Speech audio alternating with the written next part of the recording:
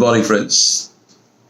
Today we are going to deal with a very important topic in administrative law, and the topic is delegated legislation. Now, in delegated legislation, we are going to deal with reasons for the growth of delegated legislation and the types of delegated legislation. There is another important area which we will cover in another video. Now, first, what is delegated legislation? Now, we'll start with a modern welfare state. Now, we are having a modern welfare state. In a modern welfare state, the functions of the government are manifold. അതായത് പുതിയ കാലഘട്ടത്തിലെ സർക്കാർ എന്ന് പറയുന്നത് ഒരുപാട് ജോലികൾ ചെയ്യും. The government plays the role of a provider, service provider, welfare provider. Government plays the role of a entrepreneur. The government plays the role of a regulator. Government is doing business, government is regulating industries. So there are functions of the government are manifold. So we can see there is an increase in the powers and the duties of the government of the modern world. And that is the reason for the development of administrative law. Now, when the functions of the government increased, we know that in a state there are three organs of the state. What are the three major organs of the state? The three major organs of the state are: one, the legislature, which makes the law. You know, that is the parliament and the legislative assemblies. Second, the executive, which executes the law. That is the ministers, then the government department heads and the officers of the government, the police officers. They execute the law. And the third is, obviously, the judiciary, which interpret the law. In administrative law, we are concerned with the executive branch. And in the modern world, what happened was, when the powers of the government increased, it is the powers of the executive branch which increased.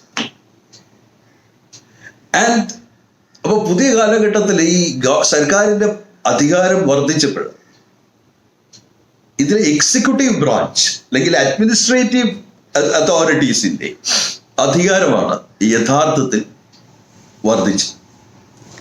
Now what happened is that the executive started doing the role of the legislature.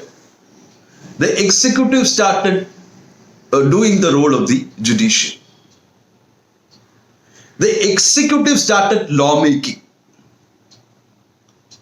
And this lawmaking by the executive, it is called by the name delegated legislation. അപ്പം നിയമം നിർമ്മിക്കുക എന്നുള്ള നിയമസഭകളുടെ ജോലി കൂടി executive ചെയ്യാൻ തുടങ്ങി. അങ്ങനെ അവരുണ്ടാക്കുന്ന നിയമങ്ങളെയാണ് delegated legislation എന്ന് പറയുന്നത്. So delegated legislation can be defined as legislation happening beyond the legislature. Now, how does it happen? Now, actually, the power to make laws are vested with the legislature. Only legislature can make law. But this legislature delegates its lawmaking power to the executive. And based upon the power delegated, the executive makes laws. Such laws made by the executive are delegated legislation. Example. It's not an exact example, but to understand. There is an Essential Commodities Act. Whenever you hear the name Act, ACT Act, make sure that it is a law made by the legislature. So, Essential Commodities Act is a law made by the legislature. section 2, 3, 4, 5, etc. of the Act delegates power to the central government and state governments to make orders. Based upon this delegated power, the central government makes, say for example, gold control order or sugar control order. So these type of laws which are made by the executive is called by the name delegated legislation. യഥാർത്ഥത്തിൽ നിയമം നിർമ്മിക്കാനുള്ള അവകാശം നിയമസഭയ്ക്കാണ്. സഭ ഈ അവകാശം delegate ചെയ്തിട്ട് എക്സിക്യൂട്ടീവിന് കൊടുക്കുന്നു. ഉദാഹരണത്തിന് എസെൻഷ്യൽ കമോഡിറ്റീസ് ആക്ട് എന്ന് പറയുന്ന ആക്ട് നിയമസഭ അല്ലെങ്കിൽ പാർലമെന്റ് ആണ് ഉണ്ടാക്കുന്നത്. അതിലെ സെക്ഷൻ 2, 3, 4 ഒക്കെ അധികാരം ഡെലിഗേറ്റ് ചെയ്തിട്ട് എക്സിക്യൂട്ടീവ് ഗവൺമെന്റിന് ഓർഡർ ഉണ്ടാക്കാൻ അധികാരം കൊടുക്കുന്നു. അത് വെച്ച് അവർ ഓർഡർ ഉണ്ടാക്കുന്നു. That is delegated legislation. So this is the structure of the delegated legislation. Now, the principal authority to make the laws are the legislature. And they delegate this power to their subordinate authority. And the subordinate authority, which is the executive government, they makes laws. Therefore, it is also called by the name subordinate legislation. But delegated legislation മറ്റൊരു പേരാണ് subordinate legislation. So it's also called by the name subordinate legislation and also called by the name executive legislation. Usually delegated legislation will be known as rule, order, bylaws, etc. For example, Kerala service rules, Kerala subordinate service rules, they are all delegated legislation. So, this is delegated legislation, and the parent act or there will be a main law created by the legislature, and from it, delegated legislations are created. Now, in the first part of our video, let's see what are the reasons for the growth of delegated legislation. For example, you take the modern polity or a country, we can see that majority of the laws in India or any other country, they are through delegated legislations and not by parliamentary legislations. There are some parliamentary acts, but majority of the laws, for example, during the time of the COVID, you can see that how many laws were created, and they were created by orders. So, what is the reason for this growth of delegated legislation? Why it is growing like that? So many delegated legislations. Every day the orders, rules, etc. are there. Now, the first reason for the growth of delegated legislation is lack of parliamentary time. You know that a parliament of India or any other country has a sitting, say, 10 times a year or 12 times a year, depending upon the circumstances. And in a parliament session, you know, it's difficult to create a laws because it has to go through a wide range of procedure. You can create only a limited number of laws during a session.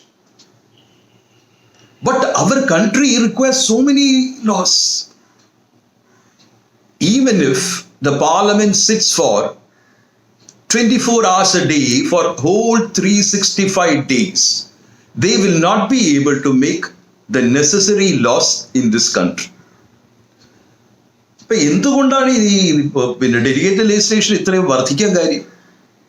ഒരു major reason എന്ന് പറയുന്നത് പാർലമെന്റിന് സമയമില്ലാത്തതാണ്. നമ്മുടെ parliament 24 മണിക്കൂറും 365 ദിവസവും കൂടിയാൽ പോലും നമുക്ക് ആവശ്യമുള്ള നിയമത്തിന്റെ 1% ഉണ്ടാക്കാൻ പറ്റില്ല. So powers are delegated to the executive. So this is one reason. The second reason for the growth of delegated legislation is technical nature of the statutes. You know, in modern world, we require very technical statutes. നമുക്ക് ഈ പുതിയ കാലഘട്ടത്തിൽ വളരെ technical ആയിട്ടുള്ള നിയമങ്ങളുടെ ആവശ്യം.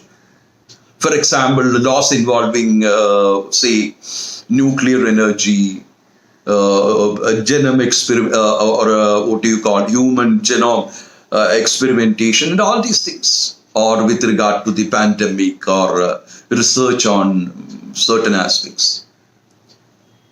So the modern laws are highly technical. So even though the members of the parliament are well versed with regard to certain very technical nature, even the experts have their limitations. പുതിയ കാലഘട്ടത്തിൽ വളരെ എന്താ പറയുന്നത്, വളരെ ശാസ്ത്രീയമായിട്ടൊക്കെ ഉള്ള നിയമം ഉണ്ടാക്കുമ്പോഴേ ഈ parliament മെമ്പേഴ്സിന് ഈ നിയമം ഉണ്ടാക്കുന്നതിനൊക്കെ ചില limitations. So this problem is there. That is due to the highly technical nature of the laws. The parliament members may not be able to understand it in a real sense. So it will be better to delegate this power to the executive, so that the government departments, the Department of Science or whatever departments, they will be able to formulate better laws. So the second reason for the growth of delegated legislation is technical nature of the laws or statute. The third aspect of or third reason for the growth is the what do you call the flexibility of a delegated legislation, and also adaptability of a delegated legislation. Now, a law made by the parliament requires a lot of time, and if a law is made, it cannot be removed. It can be removed only by a repeal. That also will take a lot of time. So it is not easy to alter a law which is made by the parliament, or else you have to go for amendment and things like that. Parliament ഉണ്ടാക്കുന്ന നിയമങ്ങൾ നമുക്ക് പെട്ടെന്ന് മാറ്റാനോ അറിയാനോ ഒന്നും പറ്റത്തില്ല, എടുത്തു കളയാനും പറ്റത്തില്ല. So they are not flexible. On the other hand, if the laws are made by delegated legislations, the government makes an order. If they want to change that order, they can pass a new order. They can alter that order. You can have one order allowing cutting of teak trees one day. If there is any problem, the government can pass another order saying that you cannot cut teak trees. So this laws of delegated legislations are flexible. But delegated legislation ആണെങ്കിൽ നമുക്ക് അങ്ങോട്ടും ഇങ്ങോട്ടും മാറ്റാനും ഒക്കെ പറ്റും, flexible ആണ്. Similarly, delegated legislations are adaptable also. Adaptable means when there is a change in circumstances, according to the circumstances, we can adapt it. But a law made by the parliament, in order to adapt it, you should have a session, then there should be a voting, there should be the amendment. It takes a lot of procedure, and it's not easily adaptable. So the third plus point is that it is adaptable. Whereas if it is a government order or rule, this rule can be altered by the government.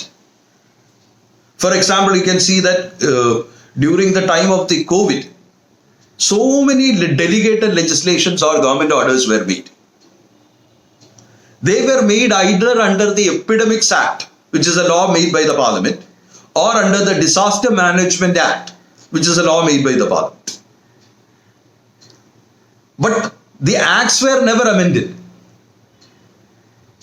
because the rules, orders, etc. made under the act, they were altered. So it was flexible. and it could be adapted to changing circumstances also. So delegated legislation is adaptable. It can be altered. It is flexible. These are two other important plus points of delegated legislation. Now the another important reason for the growth of delegated legislation is chance for experimentation. See, in a modern period, government makes certain laws to experiment how its results will be. So after experimenting, if the results are not bad, they will probably alter it. So if it is a delegated legislation, we have a chance to experiment, to see whether it is good. If it is not good, we can alter it. But what about parliament laws? In parliament, to experiment, you cannot make a law. Can you make a law in the parliament saying that let's go for an experiment and see whether it works out? If it's not working out, we will remove it. It is impossible. Because you know that in parliament it has its own procedures, detailed procedures, discussions. So it's not easy in a parliament to make an experimental law. Whereas, if it is a delegated legislation, that is also possible.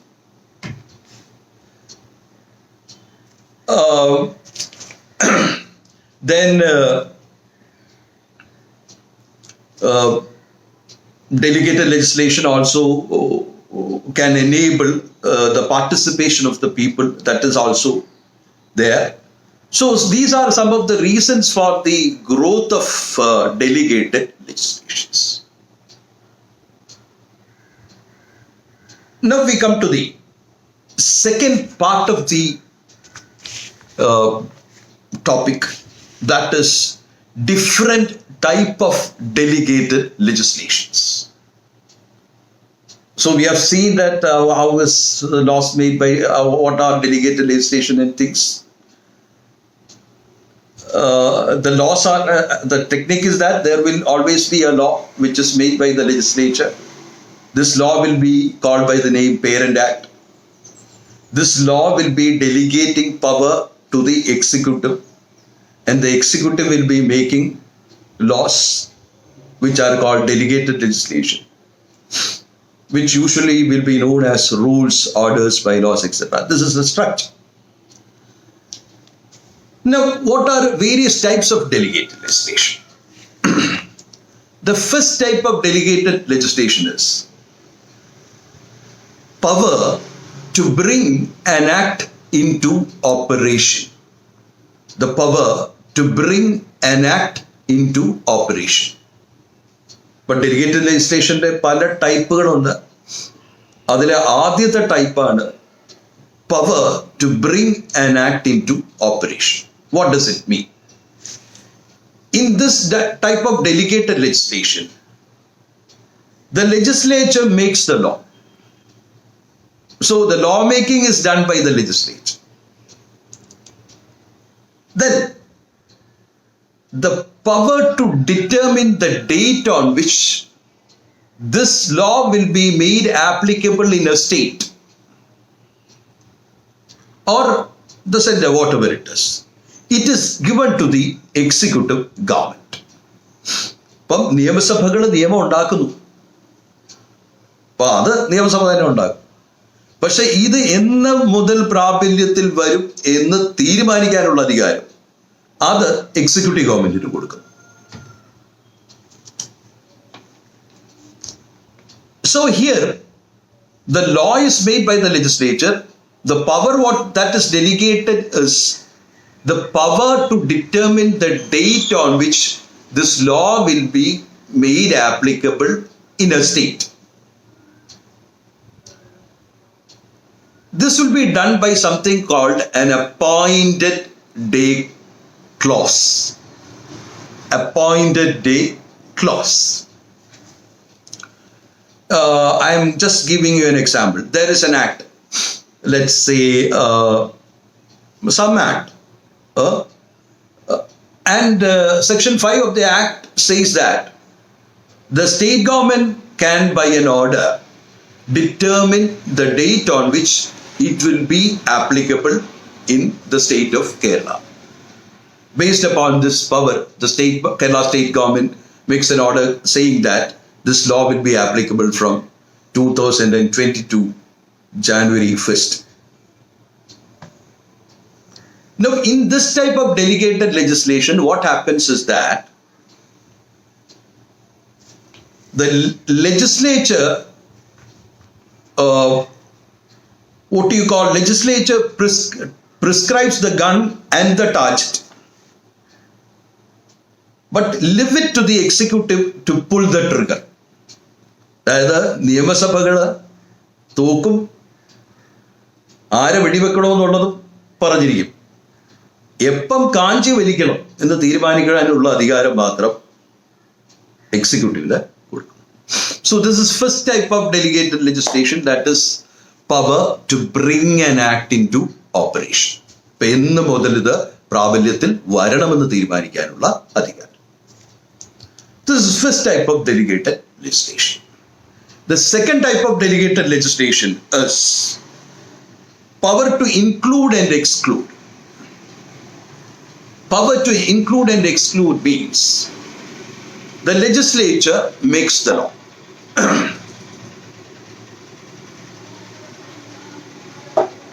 The law is made by the legislature.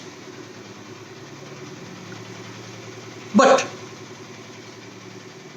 the executive government is given the power to include and exclude categories in this law. That is, the executive government can by an order include or exclude new categories in the law. I'll give you an example. A minimum wages act is passed by the central parliament, by the parliament. Minimum wages act, it is made by the parliament. In the schedule of the act, a list of industries or factories for which this law will be applicable is provided.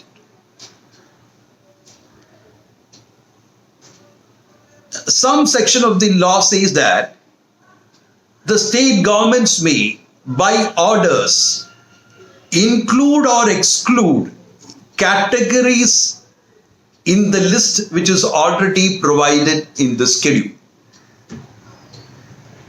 By this power, for example, Kerala state government include BD workers and coconut pluckers in the category of the workers. So this also is included. അതായത് നിയമസഭകൾ നിയമം ഉണ്ടാക്കുന്നു, ഇത് apply ചെയ്യുന്ന ആളുകളുടെ ഒരു schedule കൊടുക്കുന്നു. Minimum wages act നിയമസഭ ഉണ്ടാക്കിയിട്ട് ഇത് ഏതൊക്കെ തൊഴിലിന് ബാധിക്കും എന്ന ഒരു സ്കെഡ്യൂൾ കൊടുക്കും. എന്നിട്ട് പറയാണ് സ്റ്റേറ്റ് ഗവൺമെന്റ്സിന് പുതിയ ആളുകളെ ഇതിനകത്ത് ഉൾപ്പെടുത്താൻ മാറ്റും. ഇപ്പൊ കേരള ഗവൺമെന്റ് ചെത്തുതൊഴിലാളികൾ അല്ലെങ്കിൽ ബീഡി തൊഴിലാളികളെ അതിനകത്ത് ഉൾപ്പെടുത്തിയ അവർക്കും ഇത് ബാധകമാവും. So this type of delegated legislation is known by the name power to include or exclude. There is a very important case by the name Delhi laws. In this case, the question was whether, so this is not Delhi law, sorry, that is another case. Now, Sea Carriages Act. Sea Carriages Act. This is legislation which existed from the British time. This gave the power to the executive government to exclude any carriages from this list.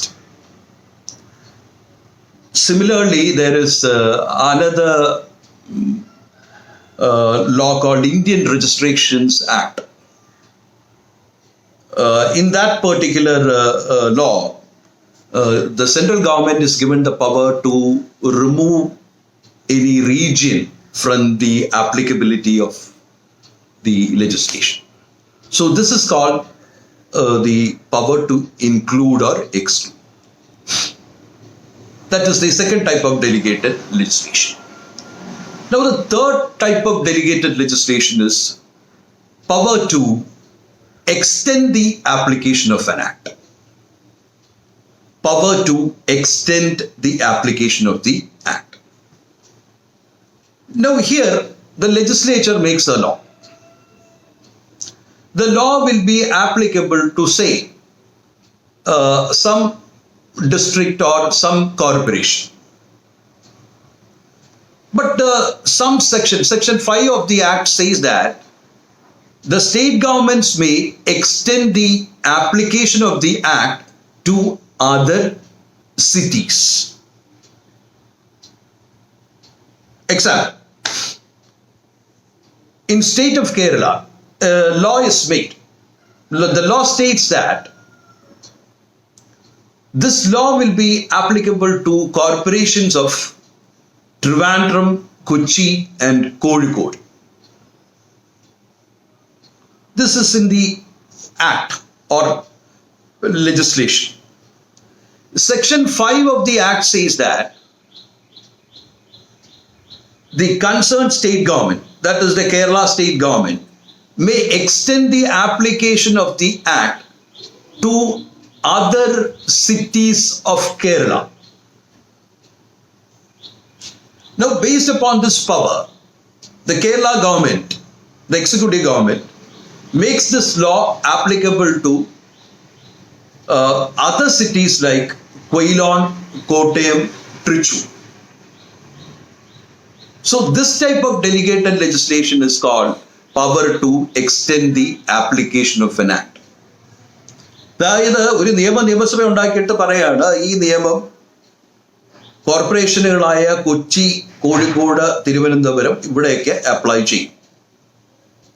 എന്നിട്ട് അതിന്റെ section 5 പറയാണ് ഗവൺമെന്റിന് വേണമെങ്കിൽ, executive ഗവൺമെന്റിന് വേണമെങ്കിൽ ഒരു നിയമം വഴി, ഓർഡർ വഴി ഇത് ബാക്കിയുള്ള സിറ്റികളിലേക്ക് എക്സ്റ്റെൻഡ് ചെയ്യാം. ഈ അധികാരം വെച്ചിട്ട് കേരള എക്സിക്യൂട്ടീവ് ഗവൺമെന്റ്, അതായത് കേരളത്തിലെ ഗവൺമെന്റ് ഒരു ഓർഡർ പാസ്സാക്കുന്നു. This law will be applicable to Thrissur, Kannur and Kasaragod, whatever it is. ഇത് തൃശ്ശൂരോ കാസർഗോഡോ ഒക്കെ അപ്ലൈ ചെയ്യുമെന്ന് പറയും.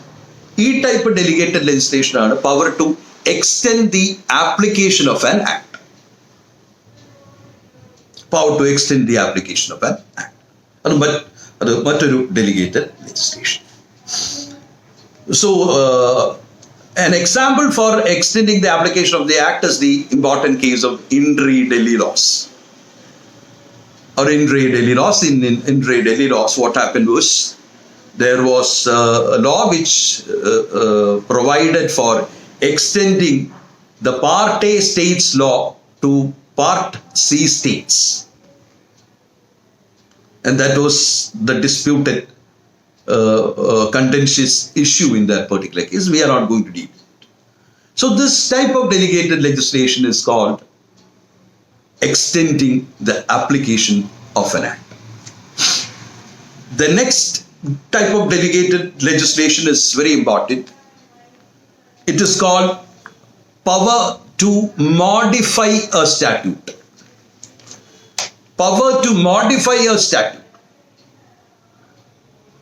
This is also called by the name Henry VIII Clause. Henry VIII Clause. ഈ power to modify a statute എന്ന് പറയുന്ന ഡെലിഗേറ്റഡ് ലെജിസ്ലേഷൻ, അതിൻ്റെ മറ്റൊരു പേരാണ് ഹെൻറി VIII ക്ലോസ്. പരീക്ഷയ്ക്ക് സ്ഥിരം ചോദിക്കുന്നതാണ്. What is it? This is an extreme form of delegated legislation.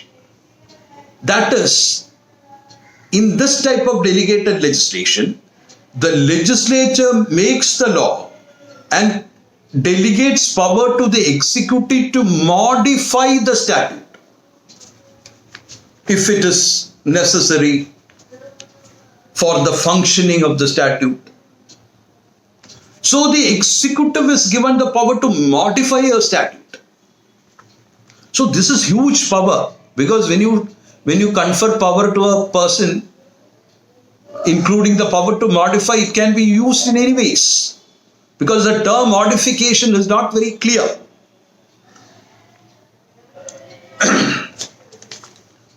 So here what happens is that enormous power is given to the executive, and the executive can or may turn very autocratic, or they can act arbitrarily, because huge powers are being conferred on them. So as huge powers are conferred on them, and there is a possibility for autocratic actions, this is also called by the name Henry VIII Clause, because Henry VIII was a very autocratic ruler who ruled England. He was very despotic. So power to modify a statute is giving despotic power to the executive. That is why it is called by the name Henry VIII Clause. In a case called Jalan Trading Company versus Mill Mazdoor Union, one section of Payment of Bonus Act,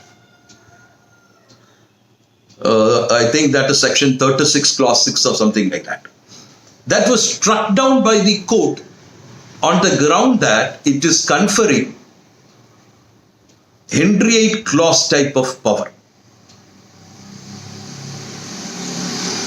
So Henry VIII type clause of power is conferred. It is usually viewed with apprehension by the court. But there are certain legislations where you can see examples of this type of delegated legislation. For example, Excess Profit Act gives the power to modify. Merged States Laws Act, it also gave the power to modify a statute, but there are rarely such laws existing. So this is Henry VIII Clause. It is important because it's usually asked for examination. Now the next one is power to fill in details. Power to fill in details. Now power to fill in details means the legislature only make a very small law consisting of some minimum sections, like a skeleton. The legislature, നിയമസഭകൾ ഒരു skeleton മാത്രമേ ഉണ്ടാക്കുന്നുള്ളൂ ഒരു നിയമത്തിൽ. So only a skeleton is created by the legislature, and the executive government by orders and rules have to give flesh and blood to it and make it a body. So here also the executive government is by necessary orders and rules making it operative and giving flesh and blood to what is a skeleton which is provided by the legislation. നിയമസഭയിൽ ഉണ്ടാക്കുന്ന ഒരു അസ്ഥികൂടത്തിന് മജ്ജയും മാംസവും രക്തവും ഒക്കെ കൊടുത്ത് അതിനൊരു രൂപം കൊടുക്കുന്നത് നമ്മുടെ executive ഗവൺമെന്റിനാണ്. But this type of delegated legislation, so the act will be very small legislation. So this type of delegated legislation is called by the name skeletal legislation. So these are the major classifications of delegated legislation. But along with it, we usually study conditional legislation and subdelegation. Subdelegation and conditional legislation also usually we study. But that we will include in another class. So these are important types of delegated legislation and reasons for the growth of delegated legislation. Thank you so much.